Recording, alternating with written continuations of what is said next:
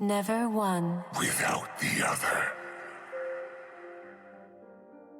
Kindred, the eternal hunters, a paired duality of calm tranquility and ravaged ferocity. These two beings lie in tandem with each other, moving through Runeterra as an embodiment of death itself. Often seen as lamb and wolf, Kindred are one of the oldest characters within Runeterra lore, and will be there until the very end of the universe. Who were they before this, though? How did Kindred come to be? Through a mythos created by the Mask Mother, the idea of death itself was stitched across the minds of Runeterran life. However, something often forgotten lies in the background. The third member of Kindred, known by names such as the Etherfiend, the Vulture, or the Second Death, they will wait and lie for the end.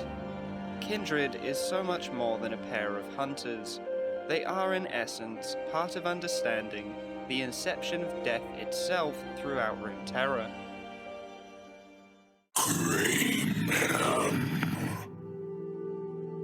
Before we talk about Kindred, we need to talk about the Pale Man. The origin of Kindred is one surrounded by mystery and legend.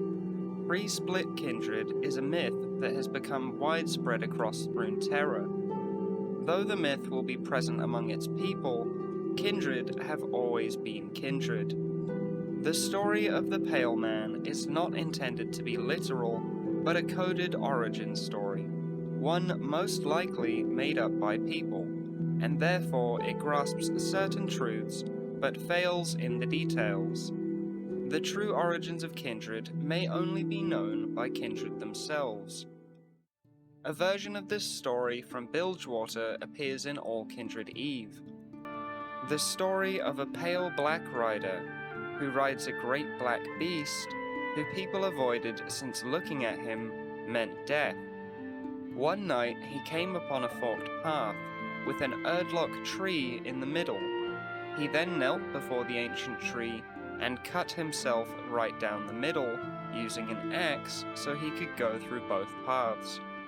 One road led to a deep, dark wood, and another towards a city of light. The two paths meet again, and the Pale Rider's halves greet each other. They had grown different despite being the same. They drowned his axe in a river, and decreed to forever walk side by side so they would never be alone. Other characters such as Fiddlesticks, the Ancient Fear, will also acknowledge this pre-split Kindred by calling him Grey Man, directly referencing Kindred's pre-split form. Kindred is a tale, a walking duality of purpose. Lamb and Wolf are two parts of the same original person, and this is why Lamb will forever be explaining how things work to Wolf. It's why Wolf will always seek to chase and never grow. Kindred are in effect perfectly balanced by each other. Kindred do not appear as they may seem. In fact, to other regions of Runeterra, they may appear as a completely different visual. Different cultures have different perspectives and opinions of the Kindred. In Demacia, Lamb's arrows and swift deaths are praised for the release of death and executioner fashion. In the Freljord, warriors fight for their lives and accept a violent death in battles with Wolf, seeking to battle death itself, while children and weaklings will be claimed by the Lamb. In Noxus, it's found that they lean towards Wolf, or his viciousness represented by tooth and claw. In Bilgewater, Lamb is seen as weak and cowardly, whilst Wolf is praised and an entire festival is held around the Kindred to decide how Bilgewater will behave for the next year. In Shurima, the Kindred are seen as elegant tusked gazelles partnered with speckled hyenas, and by Ionians as a snake and a sparrow. Some Ionians also imagine them as the Taker, represented as a little girl and her beastly companion. Because of this, it means that it's hard to tell whether or not Kindred has a true form or not. In the story of A Good Death, however, it's hinted that Lamb and Wolf are their preferred forms, as Lamb explains that in the west I am Ina to his Ani, in the east Fire to his Wolyo, but we are kindred everywhere. I am always Lamb to Wolf, and he is always Wolf to Lamb. This hints that maybe kindred may appear under many forms, depending on who is looking at them, and that person's culture or understanding of death, but that is only the perception of the living. Kindred see themselves as Lamb and Wolf regardless. The story of Finishing Soates is about the unfinished and final playwright written by the poet Soates on her deathbed. The play itself was called Lambs in the Orchard and was referenced as Soates' final gush of madness. Through unknown means, Soates had in her possession the masks of Lamb and Wolf. These masks were purchased by a theatre who were asked to perform the play and obtain the masks of kindred in order to do so. While the complete play was never performed, the actors who did try and act the playwright suffered a madness that led them to their deaths. These masks are crafted of eldlock. In addition to the masks of Lamb and Wolf was a third mask, the Vulture. The actors are joined by a mysterious guest who describes the masks as an ominous choice. The Vulture picks at what remains, and when nothing is left, it flies on to perch far from here and awaits for the next meal. This is the third and often forgotten member of the kindred, and we'll come back to the Vulture much later on to discuss why it's so important to understand the kindred. The masks were crafted from eldlock, and stories tell that any wood removed from an eldlock will continue to blossom and flower in season with its mother tree as long as it stands. No distance may sever their bond. In other words, don't put on a magical mask of the embodiment of death itself. There could be unintended side effects, such as death itself. These actors, willingly or within trance, ended up recreating one of the scenes of Kindred's final moments. It's written that when all life dies and none are left, Kindred will have nothing left to hunt but themselves. Described by Wolf, Lamb, and the Vulture as one last gust, the following scene is depicted. Wolf and Lamb were locked in a mortal embrace. Wolf held an arrow that seemed to stick directly into Lamb's side. Lamb's hands were wrapped around Wolf's throat, a dirge crow suspended over the other pair, wings outstretched. This is the start of the end of Soates' final work, and describes the collapse of kindred as a spirit-god duality. If you think this may be reaching a bit, this is also confirmed in Forest for the Trees by Lamb, who describes that one day there will only be kindred left to hunt. I'm nowhere near talented enough to try and mimic the voices of these characters, so I've put the dialogue on screen. Soates foresaw the end of kindred, when there was nothing left for Lamb and Wolf to hunt but each other. Look at these masks. I want you to pay attention to the fact that there are 4 different masks here, because we're going to come back to this once the foundation for understanding the importance of these masks can be set. For now, we just need to understand that there will be an end of the universe of Runeterra, and this will mean the death of kindred. But how can death die? Runeterra has seen many spirits, and amongst these lie gods. There are many types of spirit god throughout Runeterra, however, and they all have different rules and definitions to their existence.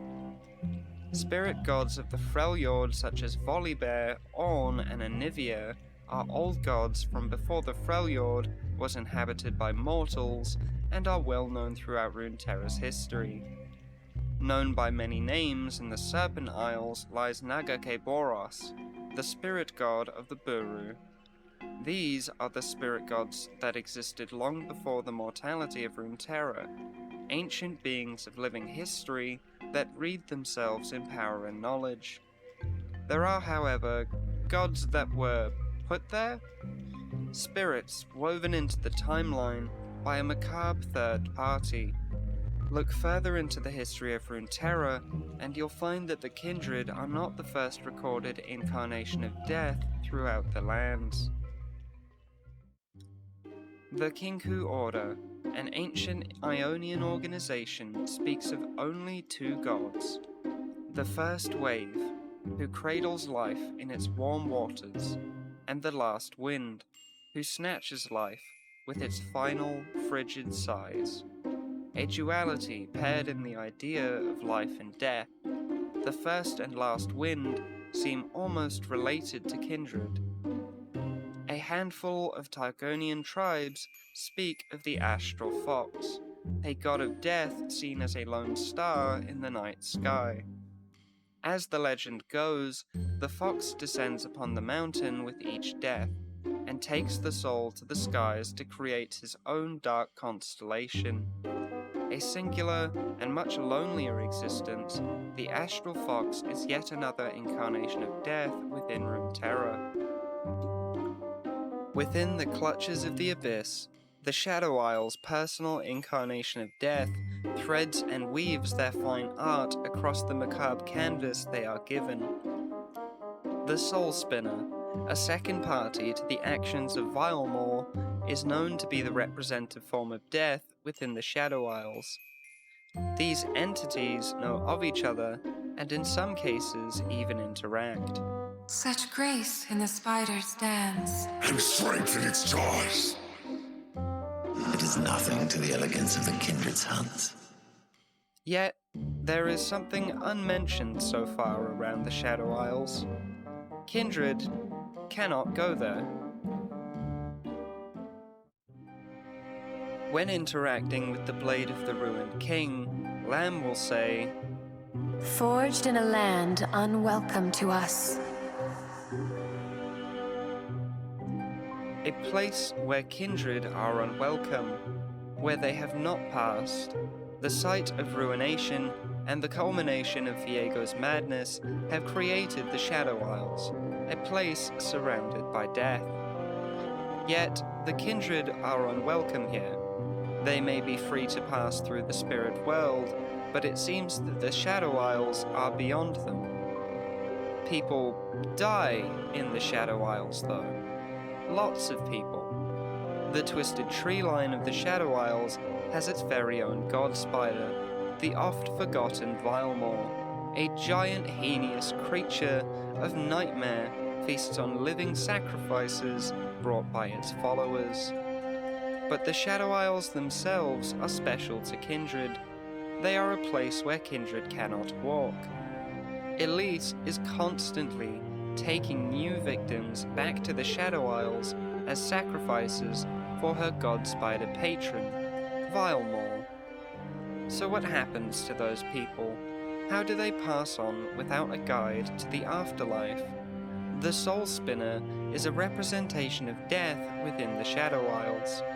They act to guide those who die within the Shadow Isles beyond the spirit world and serve the god spider Vilemore. They sit and lie in wait, weaving the threads of the dead across a tapestry of woven time. Our unspoken guest is older than those who would claim to be death itself.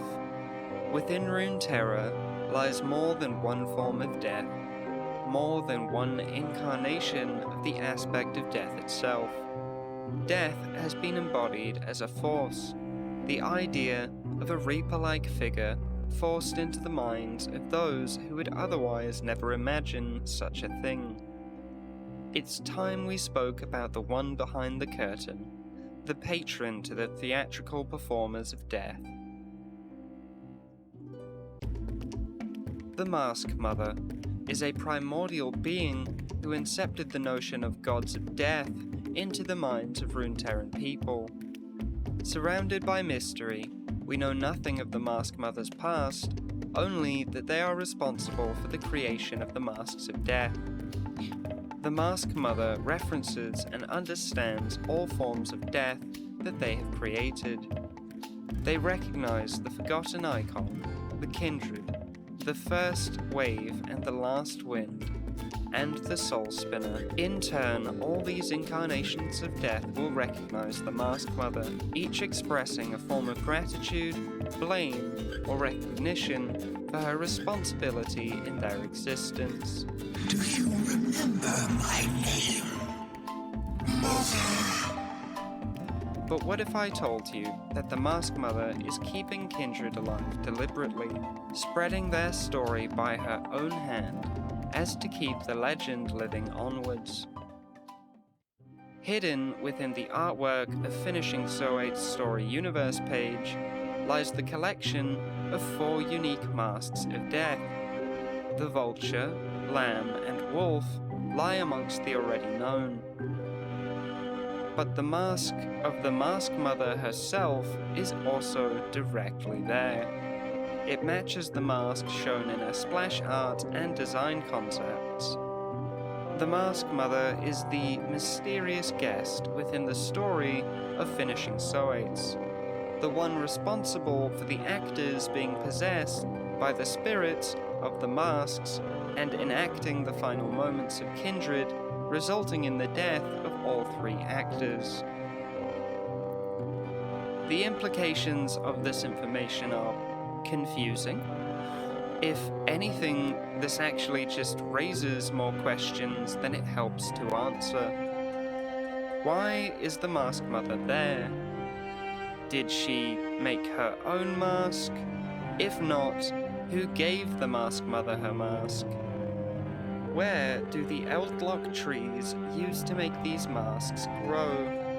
There's so much to discover and try to understand about the Mask Mother, but now we need to discuss the realm of which she represents, the realm of death itself in Runeterra.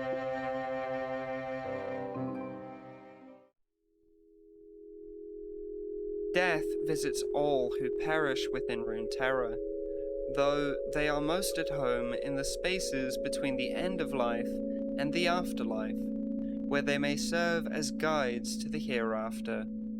This is why Kindred prefers to stay within the spirit realm and only tend to venture outside of it when hunting. The realm of death is built from the beliefs of Runeterrans.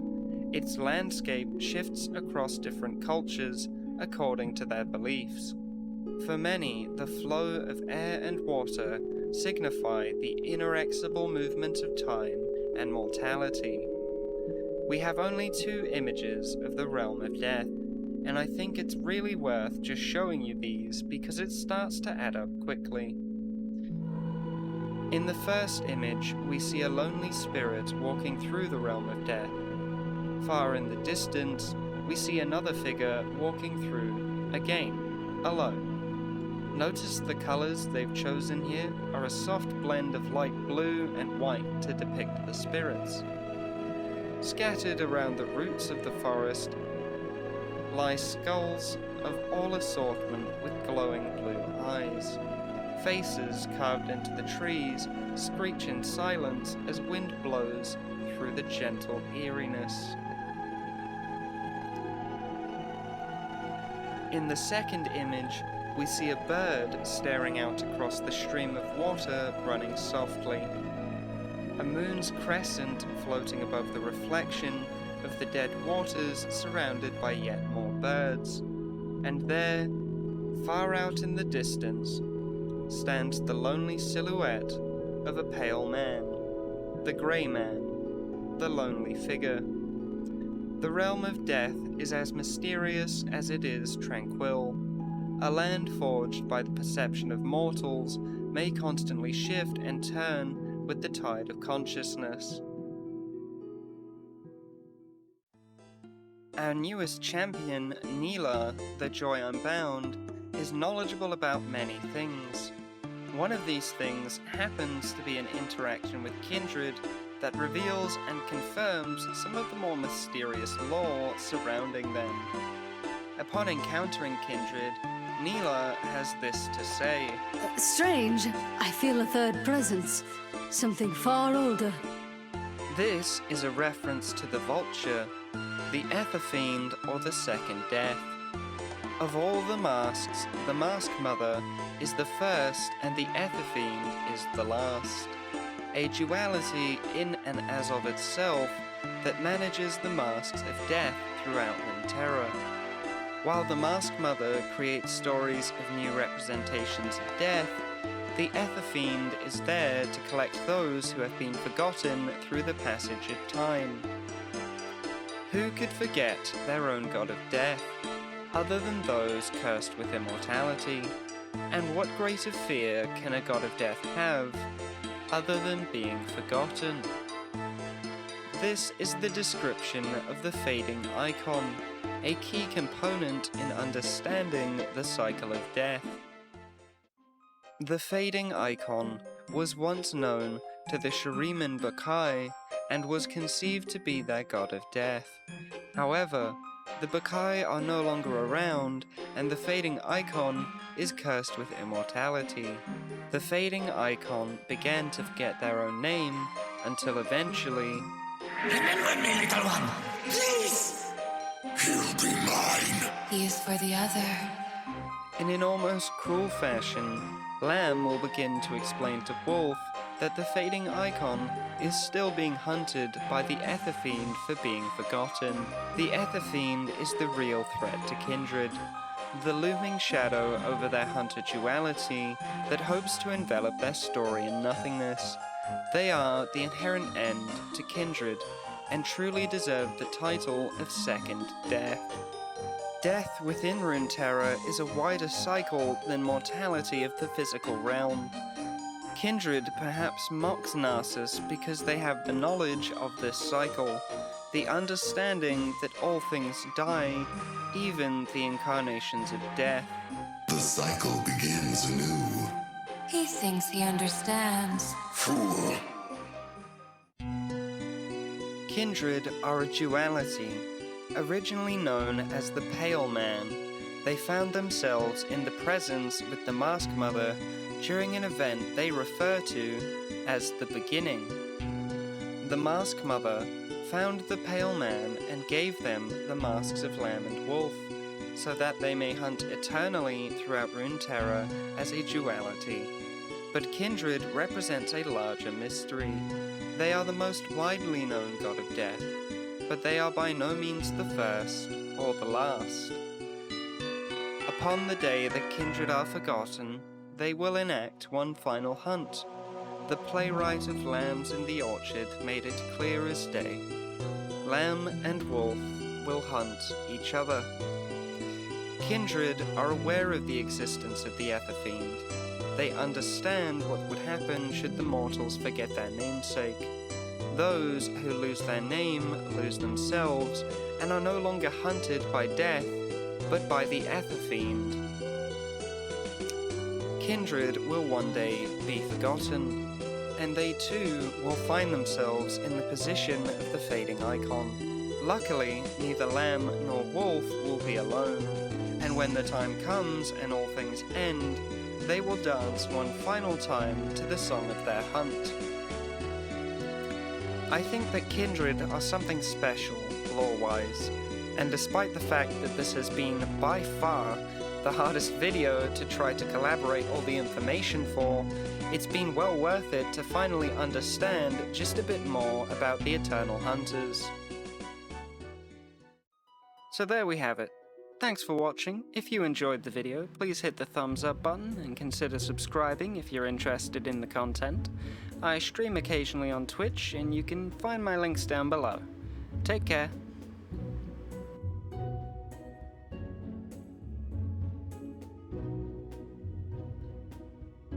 Don't do it, don't do it, don't do it, don't do it.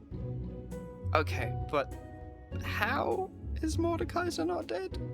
You can't expect me to believe it's because he's never heard of death. I need water. It's 39 degrees. We're in the UK, and it's 39 degrees.